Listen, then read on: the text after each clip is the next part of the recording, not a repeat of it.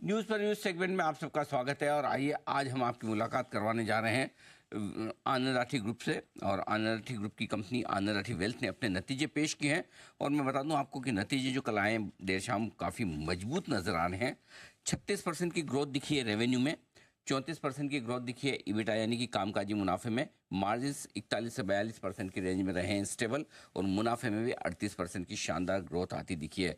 आइए मुलाकात करेंगे हम आनंद राठी ग्रुप के फाउंडर और चेयरमैन आनंद राठी साहब से, जो कि गोल्ड मेडलिस्ट चार्टर्ड अकाउंटेंट है। 1999 में आप बीएससी के प्रेसिडेंट भी रहे, और सीडीएसएल की स्थापना में आपकी अहम भूमिका रही है, और 53 साल से ज़्यादा लंबा गहरा अनुभव राठी साहब का है। सर बहुत बहुत स्वागत है आपका, धन्यवाद हमें समय देने के लिए। सबसे पहले फिर से एक बार दमदार नतीजों के लिए आपको बहुत बहुत बधाई। मजबूत दिख रहे हैं नंबर्स रेवेन्यू के लिहाज से, कामकाजी मुनाफा, मार्जिन्स, मुनाफे हर एक फ्रंट पर। बताएं सर, क्या खास ट्रिगर्स हैं इस तिमाही में इस ग्रोथ के पीछे? अनिल, पहले तो आपको बहुत धन्यवाद थैंक यू सर। और such a good introduction. Thank you sir. आपके दर्शकों का पूरा पूरा स्वागत। अ, देखिए, इस तिमाही में जैसे आपने देखा, एक्चुअली हर तिमाही आफ्टर तिमाही हम लोग कंसिस्टेंटली 30 से 35% की मुनाफे की ग्रोथ देखते आ रहे हैं। और इस बार चूंकि मार्केट्स भी अच्छा रहा, और इस बार विशेष चीज मैं ध्यान में लाना चाहूंगा आपके कि हमारा जो कलेक्शन, न्यू कलेक्शन जो है, न्यू इनफ्लो, वो रिकॉर्ड हाई पे करीब पिछले वर्ष जो इस क्वार्टर में था उससे करीब 3 गुना इनफ्लो इस बार हुआ। तो हमारा अभी फोकस ये है कि भाई नया पैसा जो है, नया फंड्स लाया जाए और अपने कस्टमर्स को, क्योंकि लॉन्ग टर्म थिंकिंग हमारी रही है। मार्केट चाहे ऊपर हो या नीचे, हम लोगों का ये सुझाव रहता है भैया आप कंटिन्यूसली इन्वेस्ट करते रहिए, और आपको लॉन्ग टर्म अगर 5 साल और 7 साल का आपका नजरिया है तो आपको अच्छा रिटर्न मिलने वाला है। और इसी कारण हमारी वैल्यू प्रोपोजिशन, चूंकि कंसिस्टेंटली अनिल इतने सालों से हम एक ही तरह की बात कर रहे हैं क्लाइंट से, और उसके कारण ऑब्वियसली क्लाइंट का ट्रस्ट बहुत अच्छा है। उनको धन्यवाद देना चाहूंगा आपके माध्यम से कि हमारे क्लाइंट्स बिल्कुल बने रहे हैं। We hardly have any attrition of clients. तो ये सब कारणों से ये जो है ज्यादा अच्छा रहा है। एक चीज और बताऊं कि हम लोगों का ध्यान रहता है कि पहला क्वार्टर जो है वो इतना मजबूत बनाए ताकि जो है आगे आने वाले क्वार्टर में और मोटिवेशन सबका बना रहे, और एक नई ऊंचाई जो हासिल करने में लोगों का उस तरफ ध्यान रहे। ये हमारी हमेशा एक स्ट्रेटेजी रहती है। बिल्कुल, और वैसे ही पहली तिमाही के दमदार नतीजे दिख भी रहे। हायर बेस पर भी मजबूत ग्रोथ आती है। दिखिए 70,000 करोड़ के आसपास आपका एयूएम पहुंचा है सर, एसेट अंडर मैनेजमेंट। पहली तिमाही में भी आप पिछले साल के मुकाबले में 60% ऊपर है। पूरे साल भर के लिए आपने क्या लक्ष्य रखे हैं सर? देखिए, हमने लक्ष्य तो जैसे पिछली बार गाइडेंस दिया था, 72,000 करोड़ दिया था। और क्योंकि मार्केट में कितना बढ़ेगा कितना कम होगा ये जानना बड़ा मुश्किल है, तो हम लोग ज्यादा एक कंजर्वेटिव जो हमारी नेचर रही है, इसलिए हमने 72,000 करोड़ दिया था। परंतु लगता है कि अगर मार्केट ऐसे रहा तो हम उससे कहीं आगे बढ़ने की पूरी पूरी संभावना है। हम्म। एक और बात जो है वो अब ये आपके जितने भी प्रोडक्ट्स हैं जो आप बेचते हैं वेल्थ मैनेजमेंट में, क्या आप कुछ नए तरह के प्रोडक्ट्स इंट्रोड्यूस करने की सोच रहे हैं? एक तरफ आपने कहा कि नए क्लाइंट्स एक्विजिशन, नया पैसा आने पर फोकस है, लेकिन क्या प्रोडक्ट्स भी और बढ़ा रहे हैं?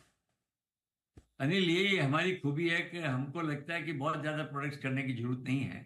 अगर लिमिटेड प्रोडक्ट्स में अगर दें लोगों को, तो एक तो क्या कॉम्प्लिकेटेड नहीं रहता है कि हर बार नए प्रोडक्ट। हमारी थ्योरी प्रोडक्ट बेचना ही नहीं है, हमारी प्रोडक्ट की फिलोसॉफी ऑफ वेल्थ मैनेजमेंट है।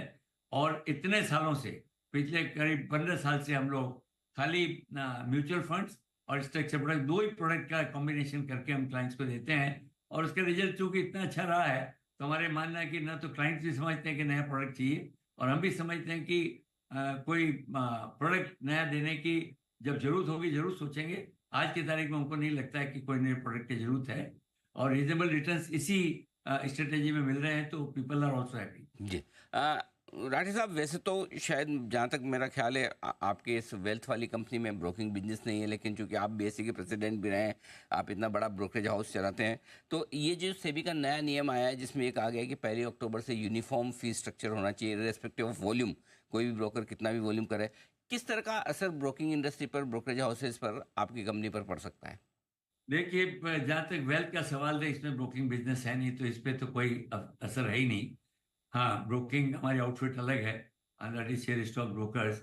अब उसमें देखिए, सामान लगाने का मतलब जो है, मेरे को अभी तक क्लियर नहीं है, क्योंकि वॉल्यूम के ऊपर जो डिस्काउंट मिलता है, तो अभी अभी भी हम तो सामान ही लगाते हैं सभी क्लाइंट्स पे, कोई डिफ्रेंसिएशन नहीं करते हैं, किसी को ज़्यादा वैसे एडवांटेज नहीं देते हैं, वही वॉल्यूम के बेसिस पे है। आई थिंक एक्सचेंज के जो रूल्स हैं, एक तरह से ठीक है, भाई हर बिजनेस में कुछ ज्यादा वॉल्यूम पे कुछ वॉल्यूम जो रिबेट मिलती है, I think that is the right thing, और should be go to the broker for working hard on that. ठीक बात है। आप अपने क्लाइंट्स को जो सेवाएं दे रहे हैं, डिजिटल प्लेटफॉर्म पर भी आपने कुछ इनिशिएशन लिया, डिजिटल वेल्थ और ओमनी फाइनेंशियल एडवाइजर्स, इन दोनों के बारे में बताएं, ये सेगमेंट्स आपके किस तरह से काम कर रहे हैं?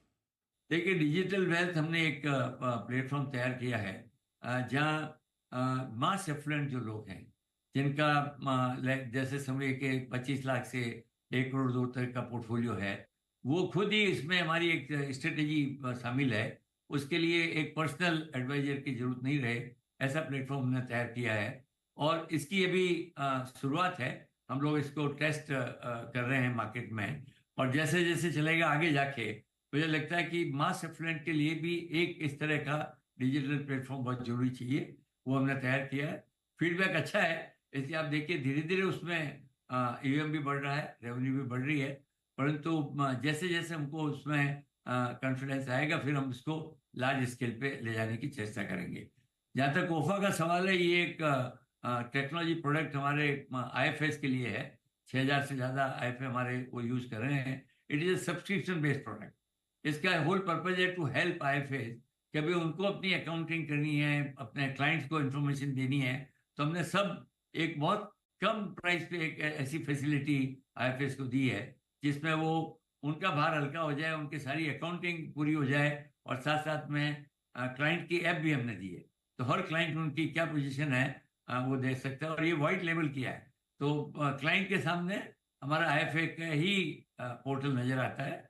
तो ये एक मैं नहीं कहूँगा बहुत बड़ा बिजनेस है, परंतु मैं समझता हूँ कि ये to help our IFA community, क्योंकि नंबर ऑफ आईएफए बढ़ रहे हैं, म्यूचुअल फंड डिस्ट्रीब्यूशन बढ़ रहा है, और उसके चलते ये एक बहुत अच्छा प्रोडक्ट हमने उनके लिए डेवलप कर रखा है। ठीक बात है। तो ये आपके लिए पूरा का पूरा आगे का आउटलुक। राठौर साहब, बहुत बहुत धन्यवाद आपका समय देने के लिए और विस्तार से हमारे दर्शकों से बातचीत करने के लिए। आपके नतीजों के बारे में एक बार फिर से आपको बहुत बहुत बधाई और धन्यवाद हमारे साथ जुड़ने के लिए। आनंद राठी साहब बताते धन्यवाद। हुए अपने नतीजों के बारे थैंक यू। में, और तिमाही दर तिमाही, साल दर साल कंपनी की दमदार जबरदस्त परफॉर्मेंस जारी है।